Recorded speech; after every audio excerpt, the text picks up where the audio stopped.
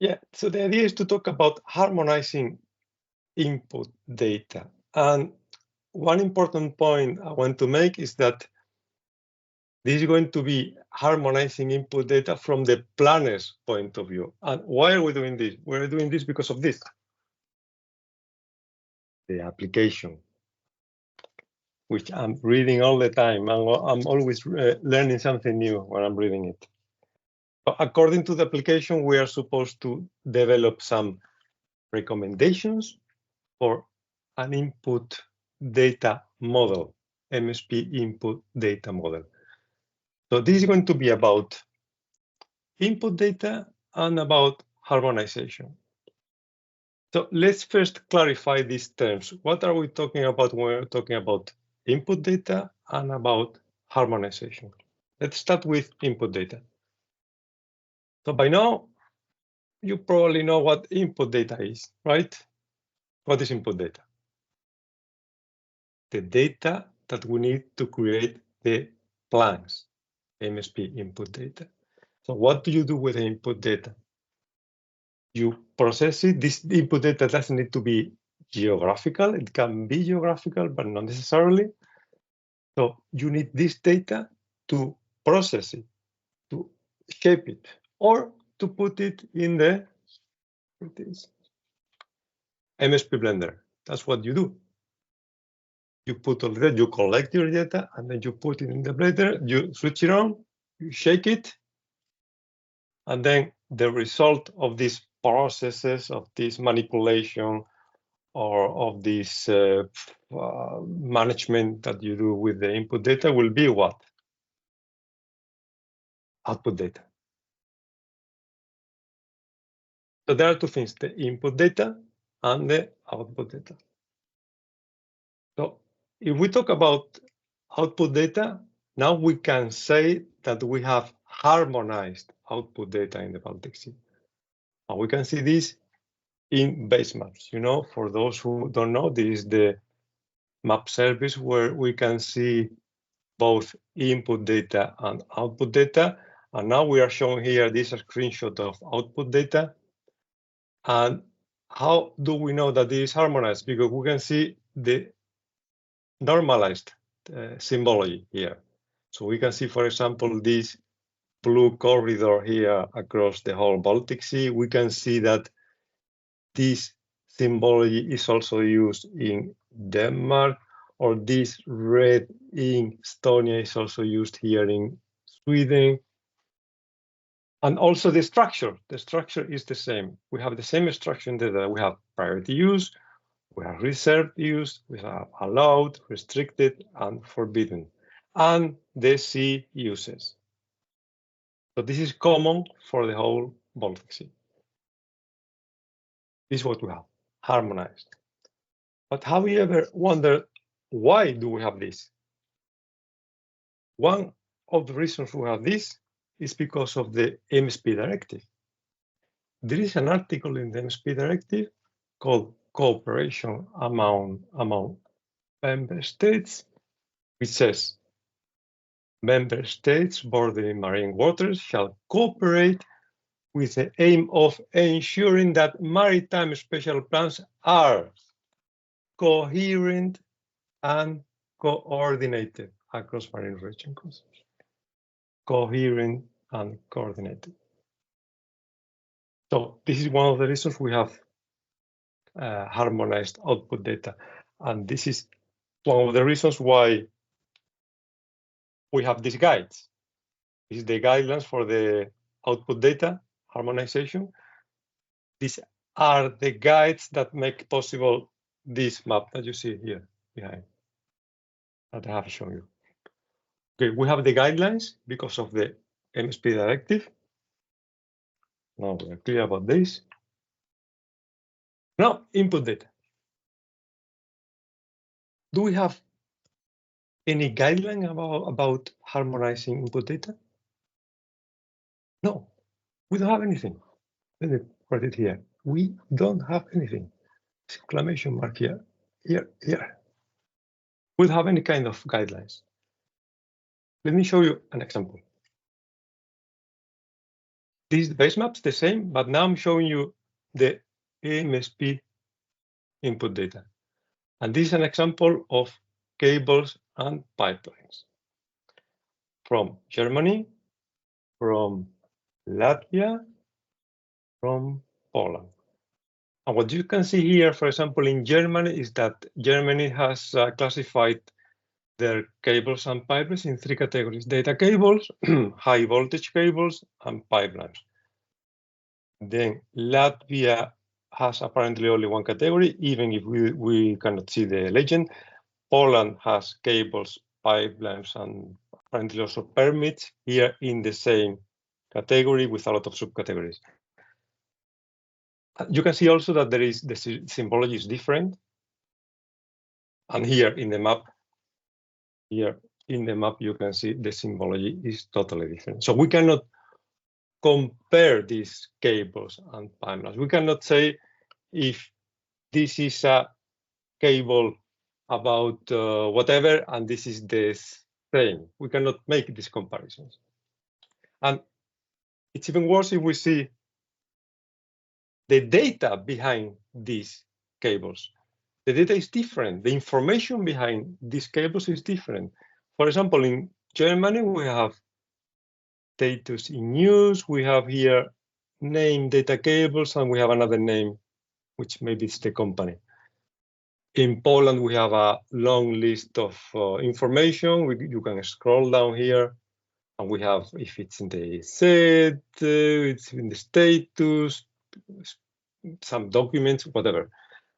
And in Latvia, we have some code, the length, and some date. No, the information and the symbology is not normalized, it's not harmonized, as we see in the output data.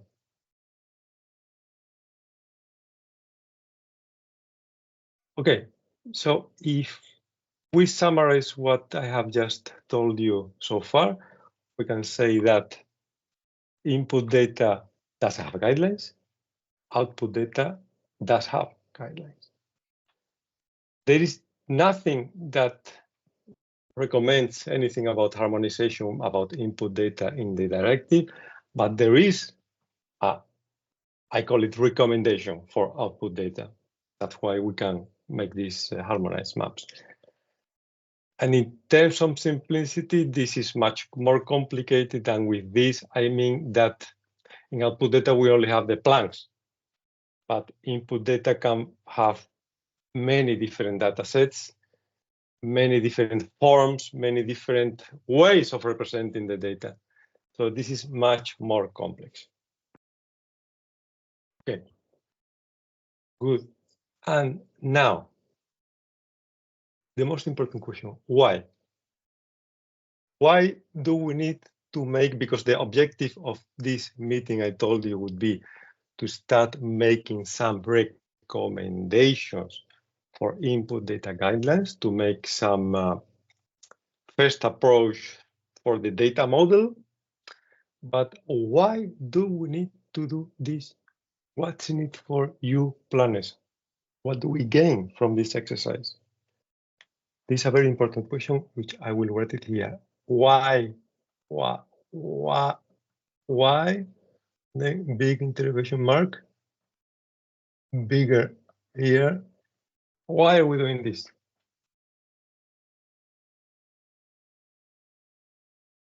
First, I will tell you that we are not the first ones thinking about this thing, about harmonizing input data. Before telling you why, I will tell you that actually there have been people thinking about this before.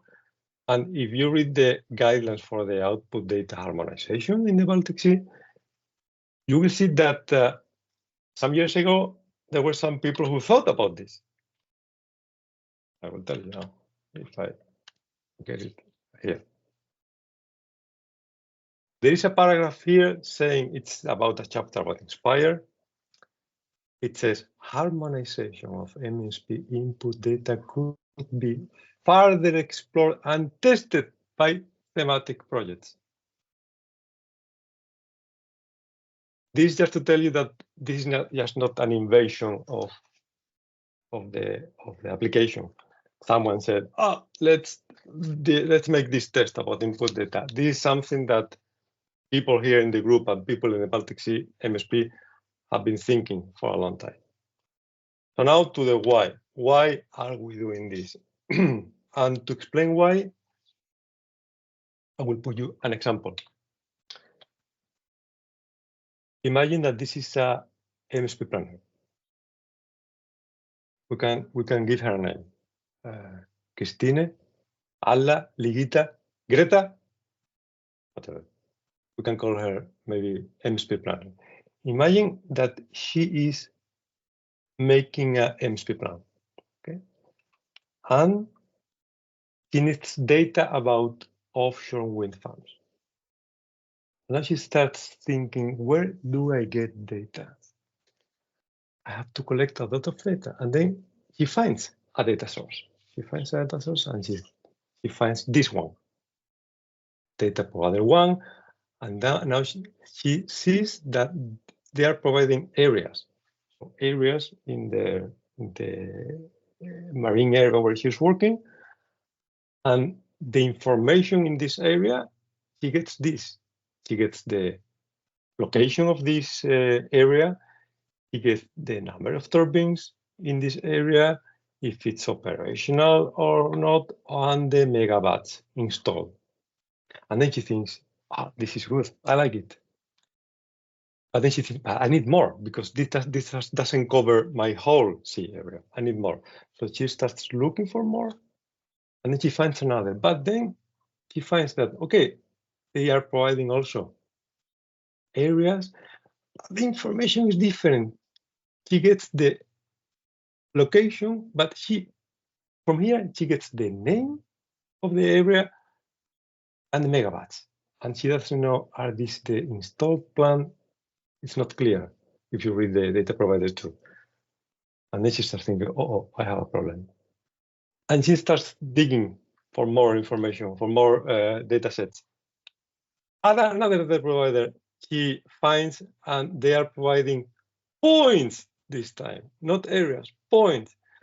And they are providing the location of each point, and they are providing the megawatts. And now she thinks, now I'm in trouble because now I have to work with all these data providers. I need all this data, but this is a mess. I need this information, but this data provider doesn't provide it, and this data provider partly also. So it's a mess. So what does this cause? This causes frustration, time-consuming processes. You know, she goes home and she thinks if I'm looking for offshore wind farm areas, and then I go to a data provider and I find this information. And then she thinks, okay, I like it. And then she goes to another data provider and then she finds the same information. And now she goes to the third data provider and she thinks, oh, wow, this is what I want. So now I don't need to spend a lot of time merging these data sets, thinking about what to use, what not to use. So this causes happiness. So at the end, it all boils down to make a sad MSP planner happy. How are we doing this? By making recommendations for data providers. So in this way, the data providers would have a guideline to see what is useful for these people. This, and this. Okay, so then I will make it like they want. How? Well, and this now we are starting to think about how are we doing this. The idea would be that these recommendations would contain one dataset, 2 or 3 datasets, whatever, and these datasets would contain information about what it's important for some specific dataset. For example, in the case of offshore wind farms, could be the megabits, if it's installed or not, the location, etc. The geometry, is it important for this dataset to have points, areas, maybe both, whatever, and blah, blah, blah. And now, how long have I been? What is the time now? Okay, 20. Now, my idea would be that we start thinking. I have prepared some exercise that we can do all together. But first, I would like to ask you, how do you feel about this challenge? Do you think do you feel like sad, like this is no way I can do this? This is like, okay, maybe, or are you thinking like piece of cake? Now, I would like to give you the floor, because the most important is that you tell me what you think about this.